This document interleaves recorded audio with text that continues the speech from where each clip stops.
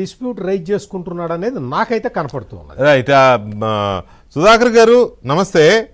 మీ opinion ఏంటి? మొన్నేమో ఆయన రైతులు షాక్ అయ్యేలాగా లేకపోతే రైతులు కొంత డిస్టర్బ్ అయ్యేలాగా ఆయన ఎడాపెడా ఇంగ్లీష్లో మాట్లాడేసి వెళ్ళాడు కదా.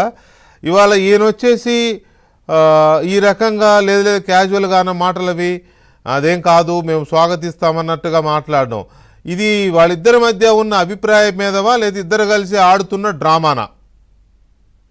ముందుగా వెంకటకృష్ణ గారు మీకను ప్యానెల్ లో ఉన్నటువంటి పెద్దలకి ఏబిఎన్ ప్రేక్షకులకి అందరికీ కూడా అమరావతి రాజధాని ఐక్య కార్యాచరణ సమితి తరఫున హృదయపూర్వక నమస్కారాలు తెలియజేసుకుంటూ, ఇక్కడ నాకైతే ఒక స్పష్టంగా కనబడుతుంది ఏంటంటే ఆయన జగన్మోహన్ రెడ్డి గారు మాట్లాడే మాటలు ప్రజలు మరోలాగా అర్థం చేసుకుంటున్నారు. అంటే ఆయన మాట్లాడేటువంటి మాటలు ప్రజలకు అర్థం కావట్లేదు, మీకు ఇది అర్థమయ్యేది అనేది వ్యాఖ్యానం చేసేటువంటి విధానం ఒకటి.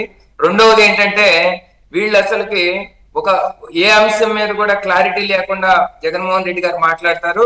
క్లారిటీ ఇవ్వడానికి సజ్జల రామకృష్ణారెడ్డి గారు వస్తారు. అంటే అధినాయకుడికి క్లారిటీ ఉండదు, ఆయనకి భజన కొట్టి ఆయనకి వివరణ ఇచ్చేటువంటి విధానంగా ఇది ఉంది. నిజంగా ఎంత నిస్సిగ్గుగా మాట్లాడుతున్నారు అంటే వీళ్ళు. ఒకటండి, ఈ రోజు ఆయన సజ్జల రామకృష్ణారెడ్డి గారు చెబుతా అమరావతి రైతుల మీద అపారమైనటువంటి ప్రేమ ఉండే విధంగా ఉంది. మీరు నిజంగా చాలా కన్సర్న్ ఉంది. మీ కన్సర్న్ తోనే దాదాపు 272 మంది ప్రాణాలు నిండు ప్రాణాలను బలికొన్నారు. దాదాపు 1631 రోజుల పాటు మహిళలని బూటుకాలతో తన్నుతూ మానసిక వేదనకు గురి చేసి ఏ విధంగా మీరు అమరావతి మహిళల మీద అమరావతి రైతుల మీద ఎంత ప్రేమ చూపించారో ఈ రాష్ట్ర ప్రజలందరికీ తెలుసు. ఈ రోజు నిజంగా ఆయనకు మనసులో ఉన్నటువంటిది ఈ అమరావతి రాజధానిని నేను నాశనం చేద్దాం అనుకున్నాను.